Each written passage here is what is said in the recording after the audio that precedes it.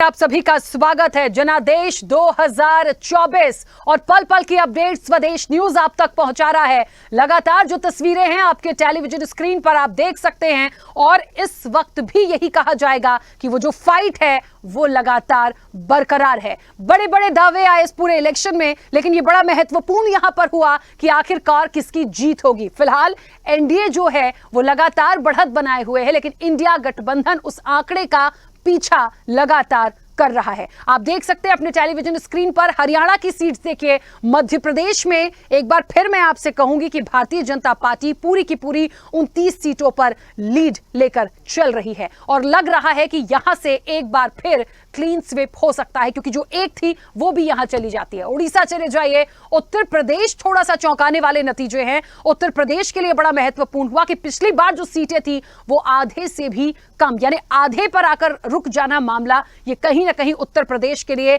बड़ा सवाल है। दूसरा बड़ा फैक्टर देखिए उत्तर प्रदेश का, यहां इसलिए भी बता रही हूं मैं क्योंकि कहते हैं कि सत्ता का जो रास्ता है वो उत्तर प्रदेश से होकर गुजरता है। लगभग सब चीजें जो हैं वो तय हो जाती हैं, तो सीटों का कम होना कहीं ना कहीं भारतीय जनता पार्टी के लिए मंथन का विषय, चिंतन का विषय और खतरे की घंटी भी मैं यहां बोल सकती हूं। इन नतीजों को देखने के बाद, इन आंकड़ों को देखने के बाद लगातार जो रुझान सामने आ रहे हैं, अब से कुछ देर में वो नतीजों में बदलेंगे और पूरी तस्वीर जो है वो साफ हो जाएगी।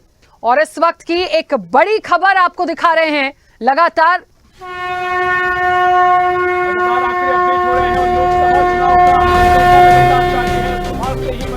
तमाम रुझान देखने को मिल रहे हैं। वाराणसी से अपडेट, जहां पीएम मोदी अभी आगे चल रहे हैं। रायबरेली वायनाड से राहुल गांधी आगे चल रहे हैं, यानी 2 सीटों से राहुल गांधी चुनाव लड़ रहे हैं और उन दोनों सीटों पर आगे हैं। वहीं पंजाब में कांग्रेस 7 सीटों पर आगे है। पिछली बार 8 सीटें कांग्रेस ने यहां पर जीती थी, लेकिन आज 7 सीटों पर आगे कांग्रेस पंजाब में नजर आ रही है। तो लगातार लोकसभा चुनाव की मतगणना जारी है और रुझान जो आ रहे हैं उसके आधार पर जमकर दिलचस्प मुकाबला देखने को मिल रहा है, क्योंकि एनडीए यहां पर जरूर बहुमत का आंकड़ा पा चुका है, लेकिन भारतीय जनता पार्टी अपने दम पर बहुमत का आंकड़ा पाते नजर नहीं आई है। कड़ी मशक्कत करनी पड़ रही है। पंजाब के आंकड़े हम आपको दिखा रहे हैं, जहां 7 सीटों पर कांग्रेस आगे है। पिछली दफा 8 सीटों पर कांग्रेस को यहां पर 8 सीटें मिली थी और भारतीय जनता पार्टी को 2 सीटें यहां मिली थी। वहीं वाराणसी में पीएम मोदी आगे चल रहे हैं। सुबह से लगातार हम आपको कवरेज दे रहे हैं, जहां सुबह जो शुरुआत के 3 राउंड थे वहां पर प्रधानमंत्री मोदी काशी से पीछे चले थे, लेकिन उसके बाद लगातार आगे हैं और लगातार ये आंकड़ा बढ़ता जा रहा है।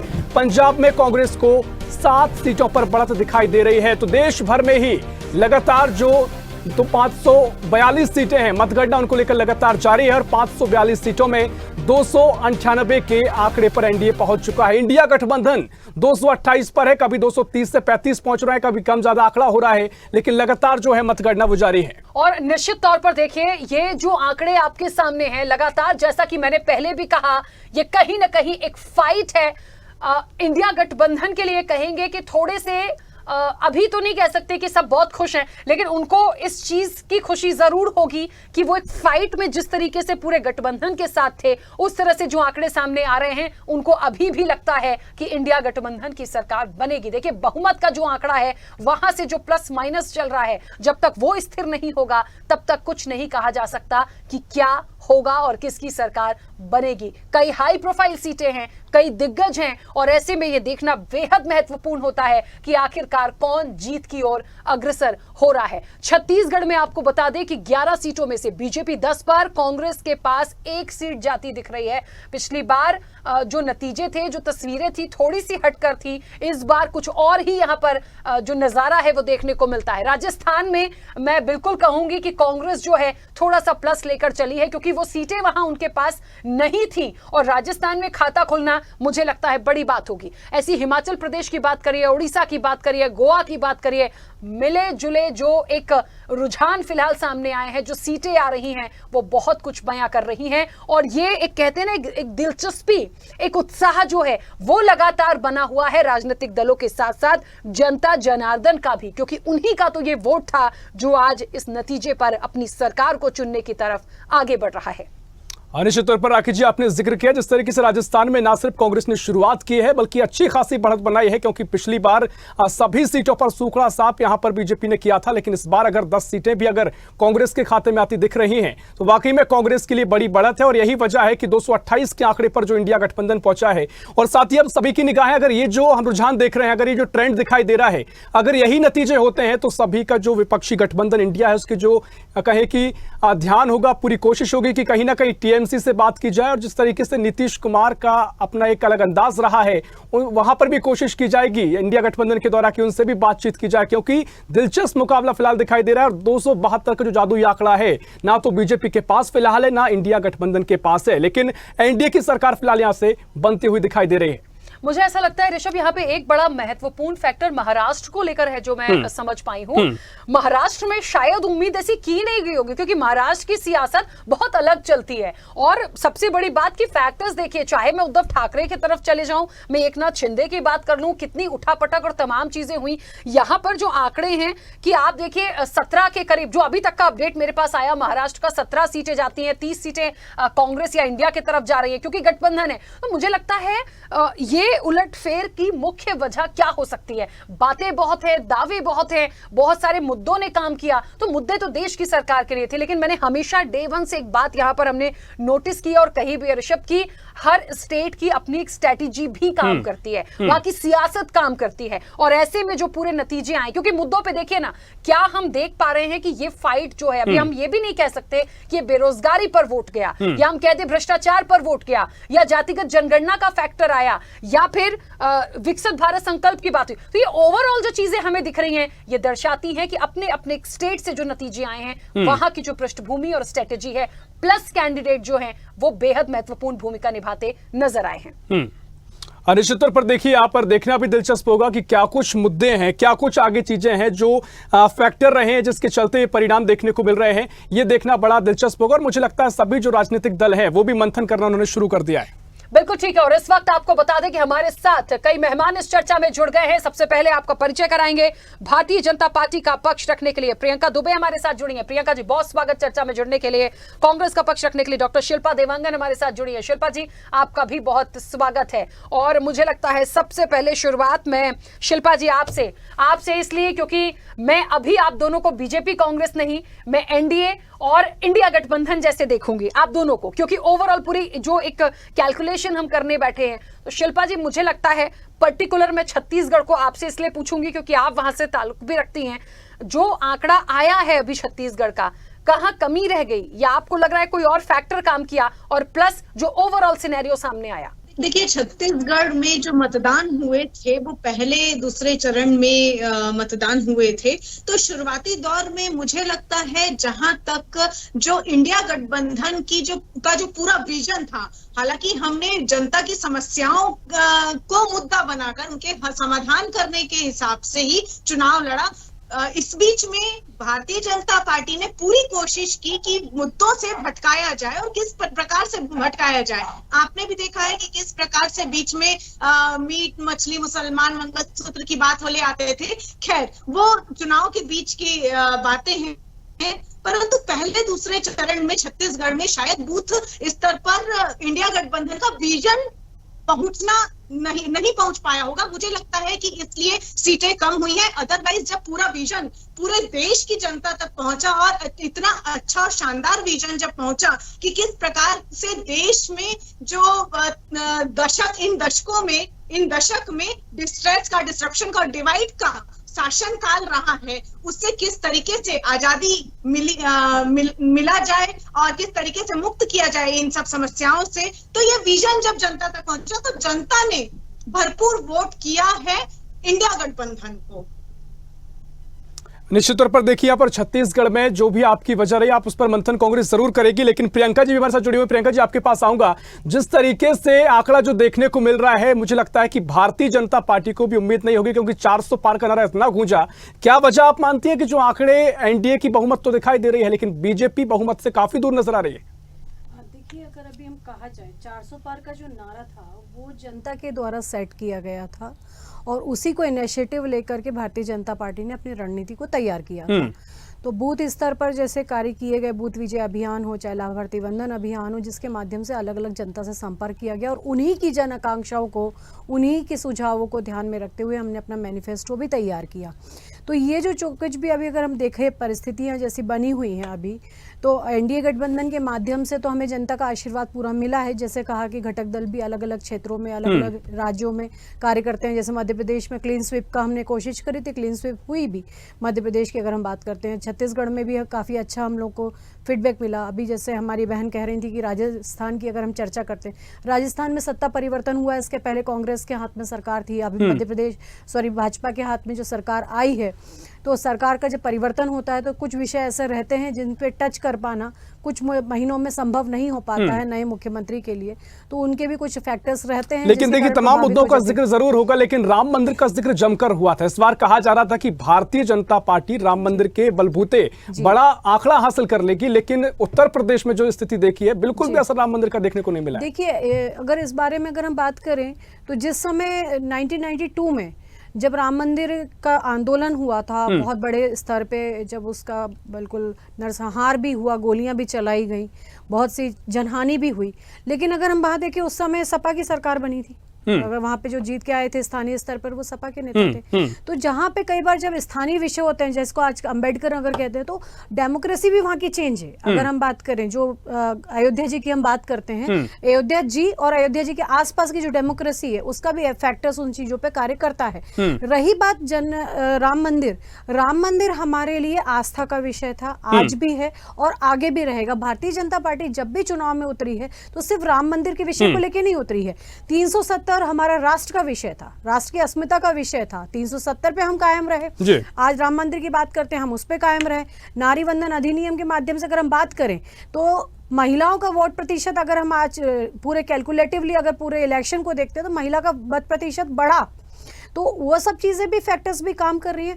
और जैसे अभी मैंने इसके पहले भी जब चुनाव आयोग के भी लास्ट चैनल पे जब मैं बैठी थी, चुनाव आयोग की प्रेस कॉन्फ्रेंस चल रही थी, उसमें उन्होंने ये सब बताया कि जहाँ कैंडिडेट ज़्यादा हैं वहाँ भी राउंड्स भी कम हुए हैं, कहीं कैंडिडेट कम है तो वहाँ राउंड ज्यादा काउंटिंग हो चुकी है। तो अभी काउंटिंग का भी कुछ सर्टेन कह नहीं सकते, सिनेरियो काफी चेंज होगा। बिल्कुल ठीक है। पूछ चर्चा में हमारे साथ आम आदमी पार्टी का पक्ष रखने के लिए जयेंद्र सिंह सोमवंशी भी जुड़ गए। जयेंद्र जी बहुत स्वागत सबसे पहले तो चर्चा में जुड़ने के लिए, और बड़ा महत्वपूर्ण दिन है। मैं सबसे पहले दिल्ली और पंजाब के बारे में जानना चाहती हूँ, और इसलिए भी जानना चाहती हूँ क्योंकि वो जो आंकड़े अभी आए, उम्मीद थी, दिल्ली से उम्मीद कर रहे थे, लेकिन जो चीजें अभी भी आ रही हैं कहां कमी देख पा रहे हैं, ऐसा क्या हुआ? क्योंकि दिल्ली को लेके भी बहुत सारे फैक्टर्स काम करके गए, बहुत सारी घटनाएं ऐसी सामने आई जो चर्चा का विषय बनी। बिल्कुल। एक सवाल और जोड़ देता हूं कि जिस तरीके से अरविंद केजरीवाल जेल जाने की बात हुई, जब वो जेल पहुंचे तो काफी कुछ कहा गया, इमोशनल वोट यहां पर आम आदमी पार्टी को मिलता दिखाई देगा। लेकिन अगर जो ट्रेंड दिखाई दिया है, यही अगर परिणाम में बदलता है, तो यहां पर तो अरविंद केजरीवाल की तमाम जो अपील थी जनता से वो बिल्कुल यहां पर उनके समर्थन में नजर नहीं आई है। देखिए, सबसे पहले तो मैं बहुत बहुत धन्यवाद करना चाहता हूं भारत की जनता जनार्दन का कि एक मजबूत लोकतंत्र के लिए एक मजबूत विपक्ष बहुत जरूरी है। क्योंकि जिस प्रकार से लगातार पिछले 5 सालों में नरेंद्र मोदी जी की सरकार जो तानाशाही रवैया अपना रही थी, वो कहीं ना कहीं इस चीज से थोड़ा बचाव करके चलेगी कि अगर कुछ भी थोड़ा बहुत भी अगर कुछ भी किया तानाशाही की, तो ये जनता है ये उखाड़ फेंक देगी। और उसका परिणाम आप अभी वर्तमान में देख ही रहे होंगे कि जिस प्रकार से भारतीय जनता पार्टी को लगातार कई सारे स्टेटों में कितना नुकसान हो रहा है, जिनसे वहां जहाँ पे इनको बहुत उम्मीद थी, चाहे उत्तर प्रदेश हो, चाहे महाराष्ट्र हो, चाहे और भी ऐसे कई सारे स्टेट हैं, बिहार हो, बिहार में तो ठीक है बढ़त बना के रखी हुई है थोड़ा इन्होंने, लेकिन वहां पे 7-8 सीट का नुकसान वहां भी हुआ है।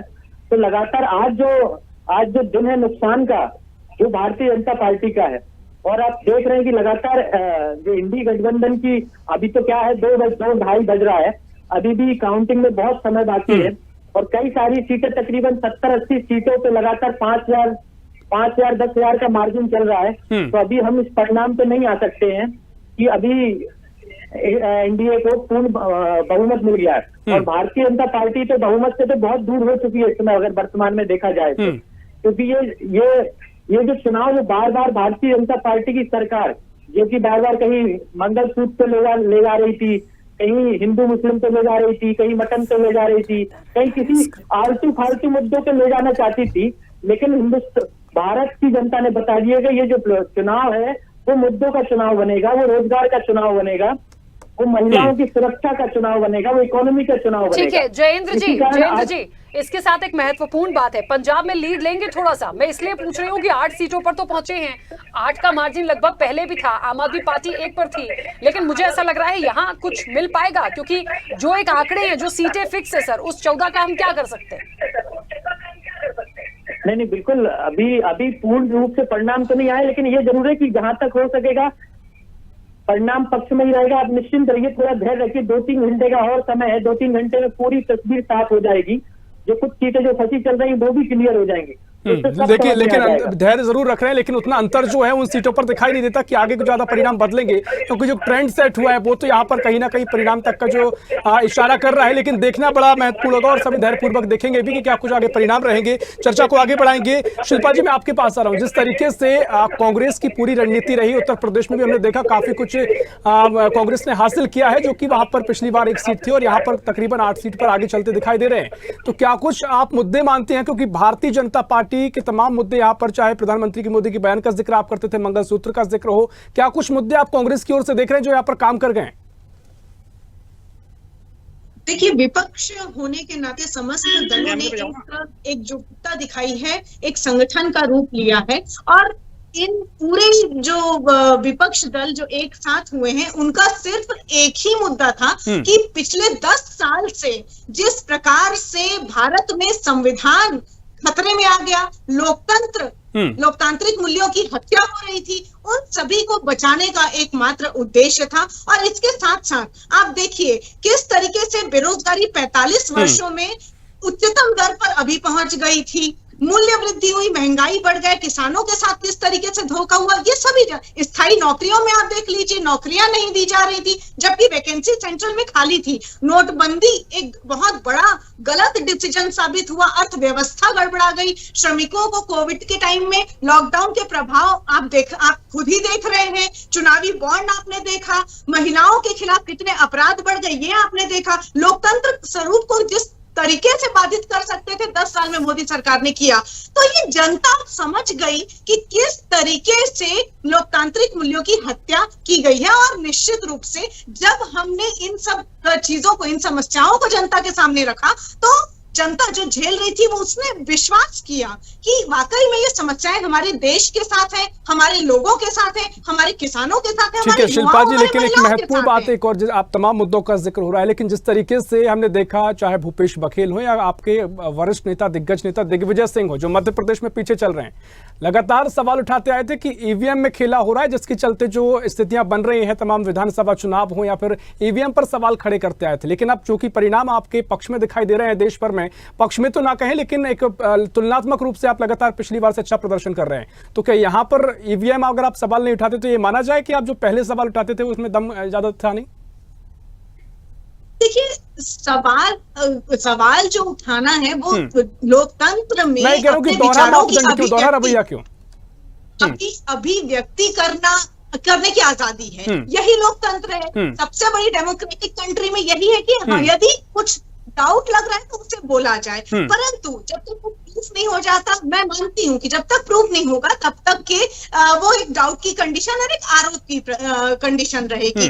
परंतु बात सोचने वाली ये है कि डाउट की कंडीशन लोकतांत्रिक देशों में ऐसी होती क्यों है? क्योंकि जिस तरीके से 10 साल में संवैधानिक सुरक्षाओं का दुरुपयोग हुआ, ईडी, आईडी, सीबीआई, और इस तरीके से किस तरीके संवैधानिक सुरक्षाओं का दुरुपयोग करके लोगों को परेशान किया गया है, चाहे वो नेता हो, चाहे कोई भी व्यक्ति हो, उसको परेशान किया गया है। तो डाउट की कंडीशन इसीलिए होती है, और यही बातें उठती हैं और उठती रहेंगी। जब जब लोकतंत्र खतरे में आएगा, ऐसी बातें उठती रहेंगी, लोगों में भी, जनता में भी आशंकाएं बनी रहेंगी। ठीक है, इसलिए लोकतंत्र को मजबूत करना सबसे बड़ा मुद्दा है। बिल्कुल। चलिए शिल्पा जी, 1 मिनट बीच में रोक रही हूँ। प्रियंका जी, बड़ा महत्वपूर्ण यहाँ पर ये होगा, क्या फैक्टर आप मानती हैं, जिस तरीके से देखिए जनता का ये निर्णय है, उसको सबको स्वीकारना है। कुछ ऐसी घटनाएं भी सामने आई हैं जहाँ पे काफी झड़प हुई है, तमाम चीजें हुई हैं।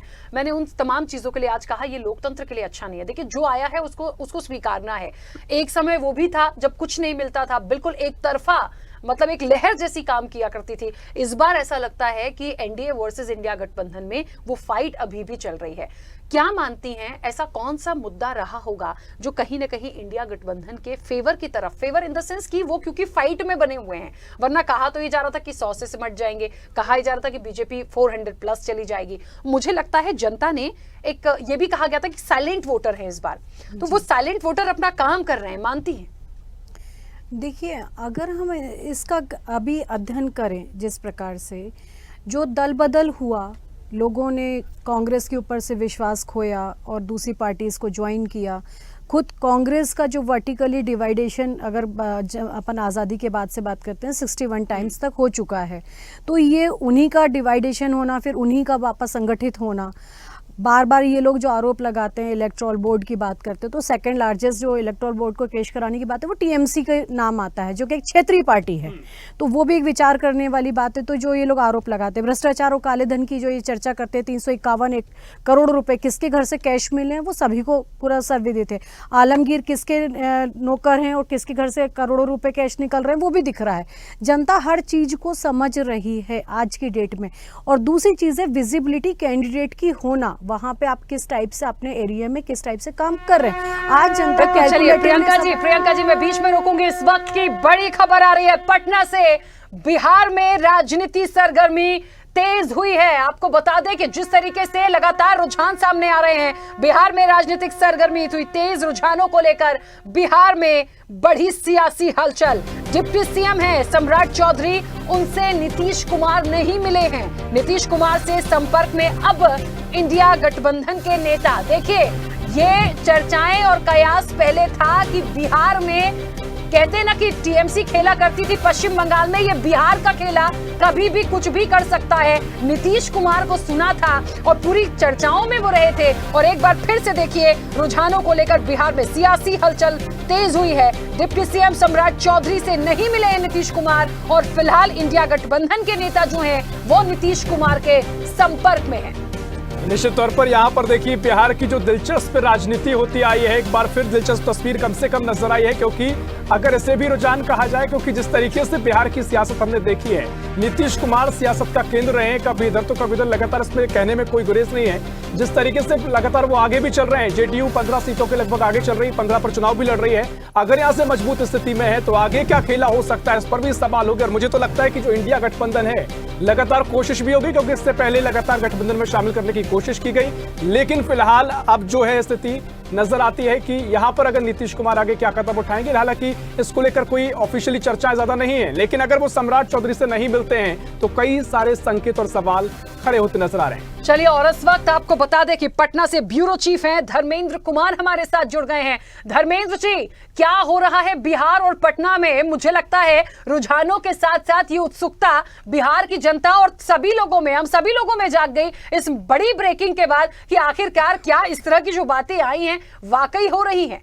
धर्मेंद्र जी जी क्या लग रहा है कि बिहार में खेला होगा? बंगाल में तो कभी सुना करते थे, लेकिन ये जो बड़ी खबर आई है कि डिप्टी सीएम सम्राट चौधरी से नहीं मिले हैं नीतीश कुमार और उनके संपर्क में इंडिया गठबंधन के नेता हैं, क्या कुछ चल रहा है इस वक्त? अभी तो वैसा औपचारिक कोई से सूचना नहीं मिली है, लेकिन इतना जरूर है कि जेडीयू प्रवक्ता केसी त्यागी ने स्पष्ट रूप से कहा है कि मैं एनडीए के साथ हूं। सबसे बड़ी बात अचानक ये आ गई कि ये बात आखिर क्यों बोलना पड़ा जेडीयू के प्रवक्ता को कि मैं एनडीए के साथ हूं, तो कहीं न कहीं कुछ खिचड़ी पक रही होगी। तो इसलिए यह बयान अभी तुरंत आया, बड़ी जबरदस्त आई है कि मैं एनडीए के साथ हूं और रहूंगा। ये सबसे बड़ी बिल्कुल। बात देखिए है। धर्मेंद्र, सवाल इसलिए भी महत्वपूर्ण हो जाता है क्योंकि जो इंडिया गठबंधन आज एनडीए को फाइट दे रहा है, इसकी जो मियाद थी नीतीश कुमार ने रखी थी, प्रधानमंत्री का चेहरा बनने की बात उनके सामने आई थी। हालांकि उन्होंने एनडीए में वो शामिल हुए, लेकिन अब 15 सीटों के लगभग वो आगे चल रहे हैं। आंकड़ा थोड़ा बदल रहा है, लेकिन काफी कुछ यहाँ पर जेडीयू के पक्ष में आंकड़े दिखाई दे रहे हैं। तो क्या माना जाए कि जो चर्चाएं वो आगे शुरू होंगी? चर्चाएं हो सकती है, कोई बड़ी बात नहीं है, क्योंकि जो परिवेश है राजनीतिक के परिवेश में कहना है कि कोई न दोस्त होता है न दुश्मन होता है, तो ये देखना है समय पर कि क्या कौन किधर होता है। लेकिन जिस तरह से अचानक बयान आ जाना, तो कहीं न कहीं ये लगा कि जेडीयू को कि कुछ परेशानी हो सकती है। इसीलिए कहीं न कहीं केसी त्यागी सामने अभी आकर उन्होंने बयान दिया है कि मैं एनडीए के साथ हूं और एनडीए के साथ रहूंगा। तो अब देखना है समय, क्योंकि अभी तो रिजल्ट कब कहीं 12वां राउंड चल रहा है तो कहीं 18वां राउंड चल रहा है, तो देर शाम तक में तो सारी स्थिति स्पष्ट हो जाएगी। लेकिन इतना जरूर है कि कोई भी चीज होगा तो रोचक होगा और ये समझने से परे होगा कि अभी क्या चल रहा है अंदर से या बाहर से। धर्मेंद्र जी, एक बड़ा महत्वपूर्ण सवाल, क्योंकि मेरे जहन में आया, ये कहा जा रहा था और मंच से भी जब नीतीश कुमार कहते थे, पहले कहते थे मैं साथ नहीं छोड़ूंगा, बीजेपी वालों को नहीं देखूंगा, फिर चले जाते हैं, वहां जाके कहते हैं मैं वापस कभी नहीं जाऊंगा, और लगातार फिर ये चर्चा हो रही थी, क्योंकि ये बात आई और आज भी कई चर्चाओं में जब मैं रही उसमें भी किसी ने कहा कि जो चाचा हैं वो क्या कर सकते हैं, कुछ बड़ी बात नहीं है। आरजेडी शुरू से ये कहती आई है कि वो कुछ भी कर सकते हैं, और आरजेडी को मैंने पूरे इस इलेक्शन में नोटिस किया, उन्होंने नीतीश कुमार के लिए कुछ गलत नहीं बोला, या अल्टू राम पलटू राम तो छोड़ दीजिए, लेकिन कुछ ऐसा नहीं बोले। तो कहीं ऐसा तो नहीं कि कोई प्लानिंग थी, या आपको लगता है कि इस वक्त पे कोई एक और खेला वो कर सकते हैं? निश्चित तौर पर यह सवाल वाकई में लाजमी है, क्योंकि स्थिति कई बार ऐसी बनी है, तो मुझे लगता है वाकई में ये सवाल सटीक बैठते हैं। सबसे बड़ी बात है कि जिस तरह से सारे पक्ष ने उन पर हमला किया, राजद इंडिया गठबंधन ने, लेकिन राजद हमेशा जदयू में सॉफ्ट कॉर्नर रहा, तो कहीं न कहीं उस परिस्थिति को जन्म देता है। और मैं फिर दोबारा कहता हूं कि राजनीतिक में कोई दोस्त न कोई दुश्मन होता है, कब कहां कौन क्या किसके साथ चला जाए ये कहना मुश्किल है। क्योंकि इनके साथ, जदयू के साथ तो ये परंपरा आती आ रही है कि कभी उधर तो कभी इधर, कभी उधर तो कभी इधर, तो ये बात उठना लाजमी है। कहीं अगर ये बात उठी है तो कहीं कोई बात मैंने अचानक कोई बड़ी बात नहीं है और किसी को आश्चर्यचकित करने की भी बात नहीं है। ये बात चूंकि वो इस तरह से वो करते आ रहे हैं, और बात इस तरह से जब आ गई, जो रिजल्ट आने के बाद जो अभी स्थिति आ रही है सामने में कि 290 एनडीए है, तो उस स्थिति में और इनके पास जो 15 आ रहा है जेडीयू के पास, तो स्वाभाविक है बात उठनी है और चर्चा चलनी है। तो आखिर क्यों नहीं, कोई भी चाहेगा कि अपना पक्ष नहीं बल्कि अपनी ओर लेना, स्वाभाविक है कि चाहेगा ही। जो सूत्र मुझे बता रहा है कि इंडिया का एक बैठक होगी और बैठक में भी तय होगी कहां किस तरह से बातें होनी चाहिए, किस तरह से कहीं अगर शॉर्टेज होता है तो उसकी क्षतिपूर्ति कहां होनी चाहिए। तो सबसे सरल अगर देखा जाए तो बिहार है, तो बिहार में जेडीयू का तो परंपरा होती आ रही है कि मैं कभी इधर तो कभी उधर। हालांकि इस चीज को उन्होंने केसी त्यागी ने खंडन कर दिया, तो कहीं न कहीं लगता है कि अगर खंडन करना, आगे आके सामने करना, तो कहीं न कहीं लगता है कि कोई बात चल रही है। अब ये समय लगेगा, वक्त देखना होगा शाम तक में कि आखिर कहां किस तरह से करवट बदलती है, ये तो वक्त और समय बताएगा। बिल्कुल धर्मेंद्र जी, बहुत शुक्रिया पूरी जानकारी के लिए, बातचीत के लिए। वाकई दिलचस्प होगा देर शाम तक कि आखिरकार बिहार में अब क्या होने वाला है। लेकिन सीधे आपको दिल्ली लिए चलेंगे, जहां बीजेपी दफ्तर में जश्न का माहौल है। आपको सीधे दिल्ली लिए चलते हैं, जहां बीजेपी में जश्न का माहौल है। हमारे सहयोगी भी वहां पर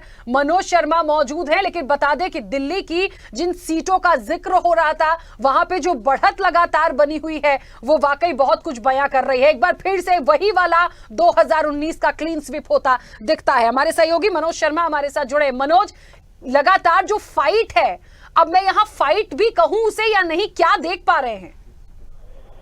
देखिए, फाइट कहना कोई जल्दबाजी नहीं होगा, क्योंकि बीजेपी 400 पार का जो नारा लगा है वहाँ तो नहीं पहुँच रहे हैं। हाँ, ये जरूर है कि ये लग रहा है कि बीजेपी सरकार बनाने में प्रयास कामयाब। बीजेपी कार्यालय में बीजेपी का जो बीजेपी कार्यालय है वहाँ पर मैं मौजूद हूँ, और यहाँ पर जश्न का माहौल है। ढोल नगाड़े डीजे लगा के लोग बाहर अपनी इंतजार कर रहे हैं कि कब फाइनल रिजल्ट आए, कब हम ढोल नगाड़े अपने बजाएं। बाहर से लड्डुओं का जो है बहुत डब्बे आ रहे हैं, ट्रैक्टर ट्रॉली भर के डब्बों की अंदर आने की कोशिश कर रही है। लोग बाहर कतार में इंतजार कर रहे हैं कि कब रिजल्ट आए, कब हम इन लड्डुओं का वितरण करें। खुशी का माहौल है, चारों तरफ लोग खुशी से हैं।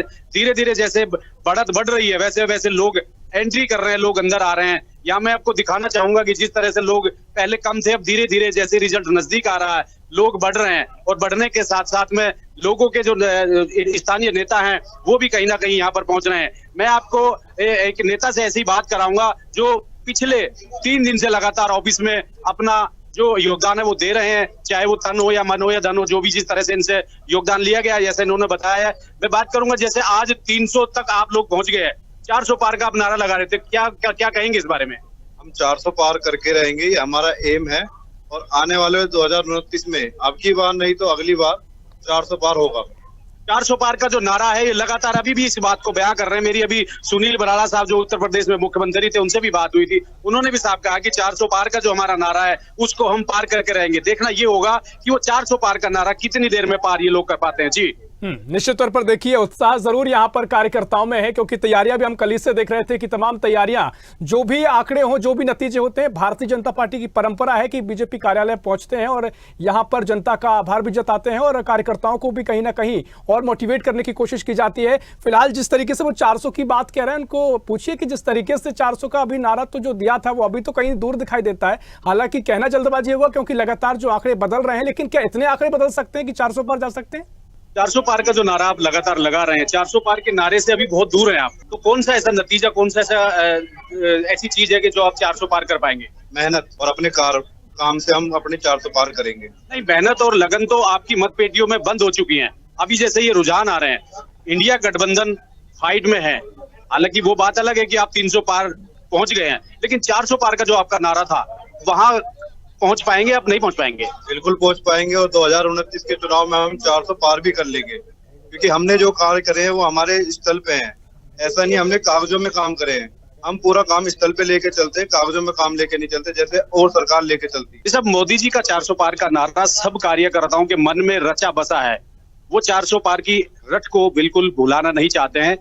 देखना ये होगा कि शाम को नतीजे जब फाइनल हो जाते हैं, 400 पार कर पाती है कि नहीं कर पाती है। जी बिल्कुल, चलिए बहुत शुक्रिया पूरी जानकारी के लिए, बातचीत के लिए। और इस वक्त की बड़ी खबर दिल्ली से, कांग्रेस राष्ट्रीय महासचिव प्रियंका गांधी ने पोस्ट किया है, किशोरी भैया मुझे कोई शक नहीं था। प्रियंका गांधी ने कहा, मुझे शुरू से यकीन था कि आप जीतेंगे। अमेठी के मेरे प्यारे भाइयों बहनों को बधाई।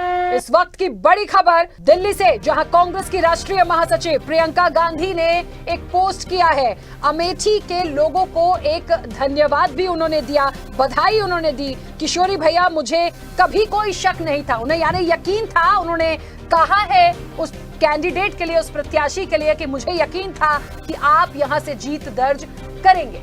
निश्चित तौर पर कांग्रेस में भी जश्न की शुरुआत जरूर यहां पर देखने को मिल रही है। और जो अमेठी लगातार हॉट सीट बनी हुई थी, यहां से जिस तरीके से स्मृति ईरानी के तमाम जीत के दावे थे, लगातार अब यहां पर प्रियंका गांधी ने सभी को बधाई दी है और उन्होंने कहा मुझे पूरा भरोसा था कि किशोरी भैया यहां से जरूर विजयी होंगे। और हम ट्वीट भी आपको दिखा रहे हैं जिस तरीके से प्रियंका गांधी ने तस्वीर भी साझा की है और एक बार फिर भरोसा उन पर जताया है और कहा कि मुझे पहले से ही भरोसा था कि यहां से जरूर कांग्रेस को, किशोरी भैया को जीत मिलेगी। तो ये तस्वीरें हम दिखा रहे हैं जो प्रियंका गांधी ने साझा की हैं। और लगातार अमेठी हॉट सीट बनी हुई थी, यहां पर कांग्रेस लगातार बड़ी जीत की ओर अग्रसर है। लेकिन क्या कुछ आगे के परिणाम में ये जो ट्रेंड सेट हुआ है, जो भी रुझान आ रहे हैं, कितना बदलेंगे? क्योंकि मुझे लगता है निश्चित तौर पर जो तस्वीर फिलहाल दिखाई दे रही है, यही तस्वीर आगे तक रहेगी, क्योंकि समय लगभग बीत चुका है और अब जो रुझान है वो ट्रेंड सेट हो चुका है। अब देखना महत्वपूर्ण होगा कितना जो कम अंतर की सीट्स हैं, जहां पर कम अंतर की फाइट देखी जा रही है, वहां पर जो है वो अंतर आगे दिखाई दे सकता है। लेकिन फिलहाल जो तमाम सीटों पर बड़े अंतर से जो प्रत्याशी आगे हैं, मुझे लगता है आगे भी यही तस्वीर नजर आएगी। राखी जी बिल्कुल, और सबसे बड़ी बात ऋषभ देखिए, यहां पर अमेठी के साथ साथ हम रायबरेली का भी जिक्र कर लें, क्योंकि जब इंडिया ब्लॉक की बात होगी, कांग्रेस की बात होगी, ये दोनों सीटों की यदि मैं बात करूं, बड़ा सोच समझ के ये टिकट आया और बहुत सारे कयास थे कि आखिरकार क्या होगा। तो देखिए, वायनाड प्लस रायबरेली तो चली गई और मुझे ऐसा लगता है कि यहां पे ये सीट भी यदि निकल रही है, जिस तरीके से ट्वीट्स आना शुरू हुए हैं, तो मुझे लगता है ये कांग्रेस के लिए एक बड़ी एक उपलब्धि जैसा होगा। और इस वक्त आपको बता दें कि मध्य प्रदेश से एक खबर है, दिग्गज नेता है कांग्रेस पार्टी के कमलनाथ, उनकी भी एक प्रतिक्रिया आई है इस पूरे अभी तक के जो आंकड़े, जो रुझान सामने आए हैं। क्या कुछ कमलनाथ ने कहा वो आपको सुनाते हैं।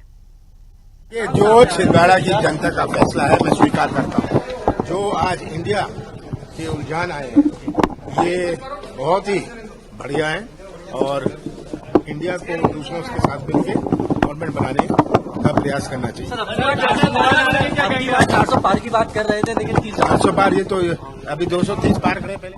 तो यहाँ पर देखिए कमलनाथ का ये बयान सामने आया है। हालांकि छिंदवाड़ा में जो स्थिति है कमलनाथ और नकुलनाथ के पक्ष में तो दिखाई नहीं दे रही है। बड़ा कहीं कि झटका कांग्रेस के लिए हो सकता है, क्योंकि छिंदवाड़ा 1980 से लगातार कांग्रेस का गढ़ है। एक बार सुंदरलाल पटवा से जरूर हार का सामना करना पड़ा था, लेकिन उसके बाद अब ये स्थिति बन रही है। खैर, चर्चा पे हम दोबारा लौटेंगे और तमाम जो हमारे मेहमान जुड़े हुए हैं। प्रियंका दुबे जी, आपके पास आऊंगा। जिस तरीके से तमाम हम ट्वीट्स दिखा रहे हैं, कांग्रेस में जश्न की शुरुआत भी हो गई है, लेकिन भारतीय जनता पार्टी के लिए जो एनडीए का कहीं ना कहीं बहुमत का आंकड़ा क्रॉस तो कर लिया है, अब निगाहें ये भी रहेंगी कि नीतीश कुमार कहीं यहां से वहां ना हो जाए। क्या कुछ अब रणनीति आगे बीजेपी की रहेगी?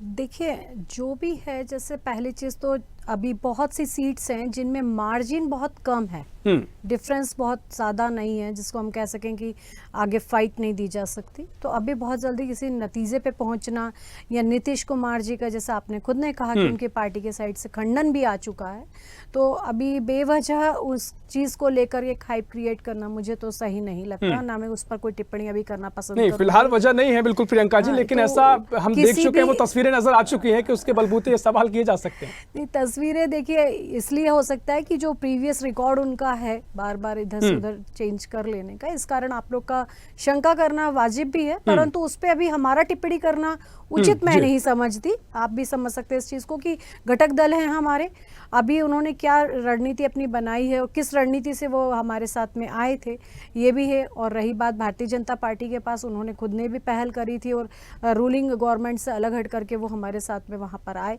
तो ये बहुत बड़ी बात थी। कोई दिक्कत नहीं है, आगे जो भी होगा वो बेहतर होगा। परंतु जहाँ हम देखते हैं कि मार्जिन बहुत ज़्यादा कुछ सीट्स पर नहीं, जिनको हम कहें कि लाखों के मार्जिन हो, जिनको हम बीट नहीं कर सकते, जैसे मध्य प्रदेश में हुआ कि जो चीज़ हो गई वो क्लियर कट हो गई है, तो हमने उसको स्वीकार कर लिया। माननीय कमलनाथ जी का भी आपने स्टेटमेंट दिखाया कि उन्होंने स्वीकार कर लिया। परंतु विषय वही है कि जैसे आप बोल रहे हैं अमेठी की बात करते, अमेठी शुरू से लोग कहते आ रहे हैं कि कांग्रेस का गढ़ रहा, उससे आप खुद भाग जाते हैं, आपका खुद का पारिवारिक सीट है उसको आप छोड़ देते हैं और एक तरीके से कहीं वायनाड से लड़ते हैं, फिर रायबरेली से लड़ने लग जाते हैं, फिर भी आप अमेठी पे नहीं रोकते हैं। तो मेरा बस इतना सा प्रश्न है कि जब बहन प्रियंका गांधी को विश्वास था कि किशोरी भैया वहां से जीतेंगे, तो राहुल भैया नहीं जीत सकते थे क्या?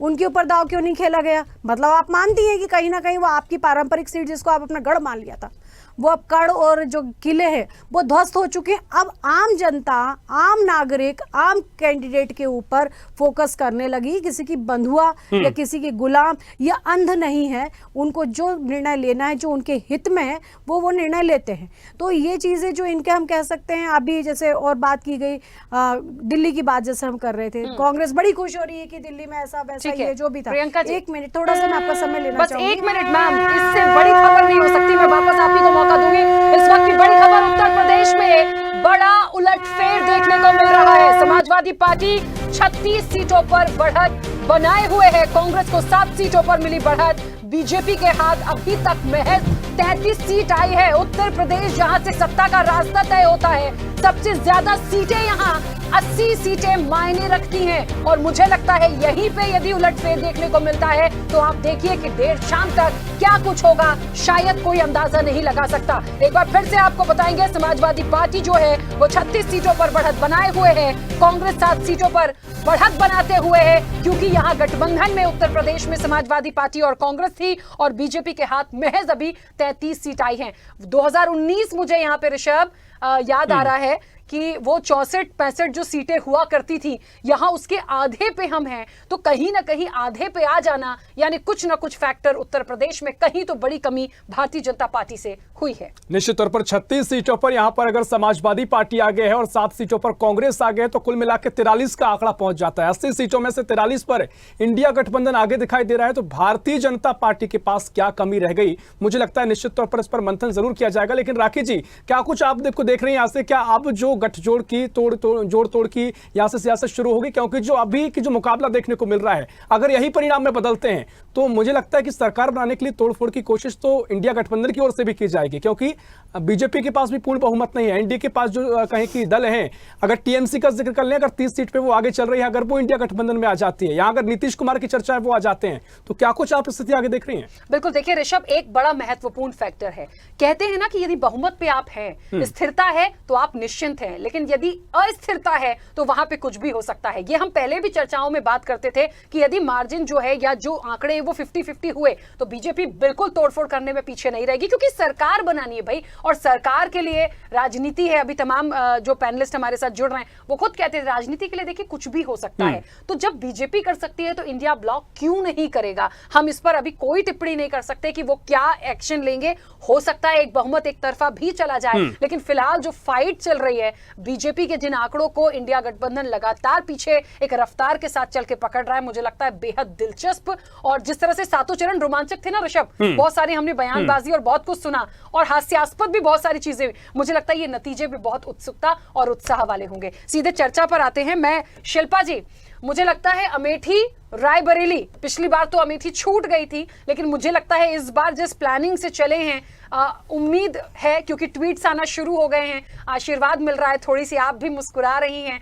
लेकिन एक सवाल यहाँ पर अभी प्रियंका जी ने उठाया था कि कोई शक था क्या वहां से कैंडिडेट को जिस तरीके से आपने बदला? राहुल गांधी नहीं कर सकते थे वो तमाम चीजें? देखिए, कांग्रेस को क्या करना चाहिए था, क्या नहीं करना चाहिए था, कांग्रेस बहुत पुरानी और संगठन, तो मैं तो यही कहूंगी कि भारतीय जनता पार्टी के नेताओं को जरूरत नहीं है कांग्रेस के आंतरिक मामलों में दखल अंदाजी करने की।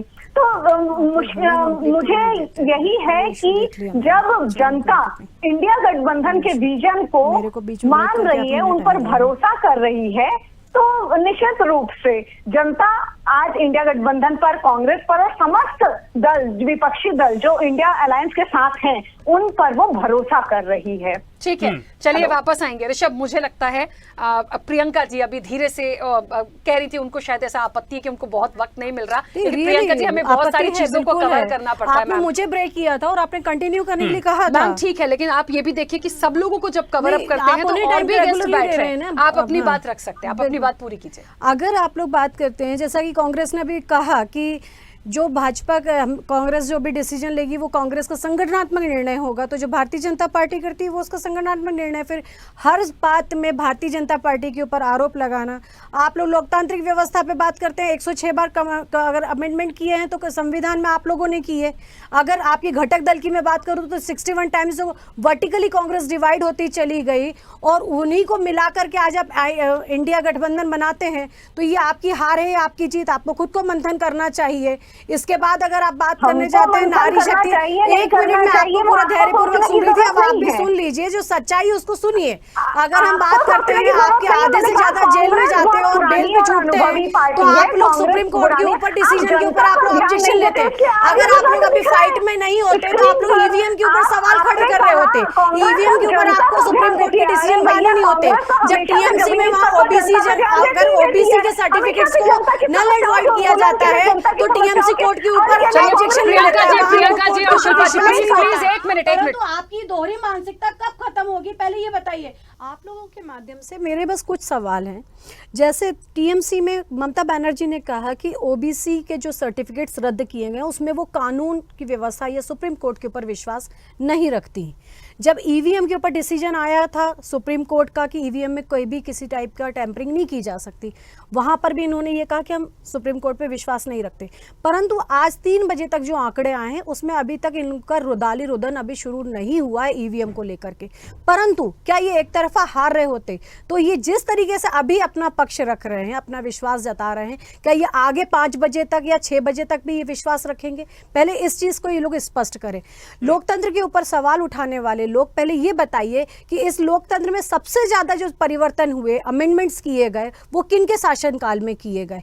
इसके बाद अगर हम बात करते हैं चलती हुई रूलिंग पार्टीज के द्वारा, या अगर उनको सरकारों को गिराया गया या आपातकाल जो लगाया गया वो किसके समय संविधान के साथ ही छेड़छाड़ की गई थी, उसे स्वीकार करें।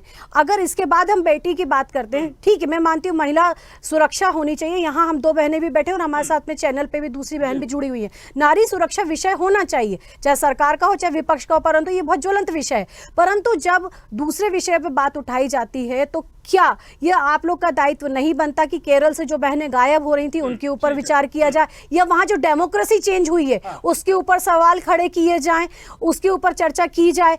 अगर संदेश खली में कोई घटना घटी थी उसके ऊपर बात की जाए। दिल्ली में जब सड़कों के ऊपर चाकुओं से बहनें गोदी गई उसके ऊपर कमेंट किया जाए, या कर्नाटक में जो नेहा बहन के साथ में हुआ, जो दिल्ली में साक्षी बहन के साथ हुआ, इसके ऊपर भी हम राजनीति से इतर होकर के बात करें। कांग्रेस इन पे चर्चा करना क्यों नहीं चाहती? थी, और इन्हीं घटक दलों को साथ में ले करके आज अगर हम बात करते हैं यहाँ पर अभी आम आदमी पार्टी की जो स्वाति मालीवाल जी के साथ जो घटना घटी, क्या कांग्रेस पार्टी ने उसके लिए एक शब्द बोलना उचित समझा? मेरा विषय यह है कि जब हम राजनीति कर रहे हैं और आप लोग कहते हैं कि आप न्यायतंत्र की राजनीति कर रहे हैं, तो क्या आप लोगों ने इनके ऊपर स्टेटमेंट देना उचित क्यों नहीं समझा? ठीक है प्रियंका जी, मुझे लगा आपको पूरा समय आपको मैं आपने अपनी बात रखी। चलिए, मुझे लगता है शिल्पा जी इस पर प्रतिक्रिया देंगे। शिल्पा जी, तमाम बातें कह रही हैं प्रियंका जी, क्यों आप तब ऐसे मुद्दों पर साथ आने की जरूरत हुई? तब आप सियासत करते हैं और उसके बाद तमाम जो बातें कही, ईवीएम का जिक्र भी उन्होंने किया, क्यों जब आप संस्थाओं पर सवाल खड़े करती हैं और जब आपके पक्ष में नतीजे हैं तो दोहरा रवैया नजर आता है? शिल्पा जी आवाज सुन पा रही?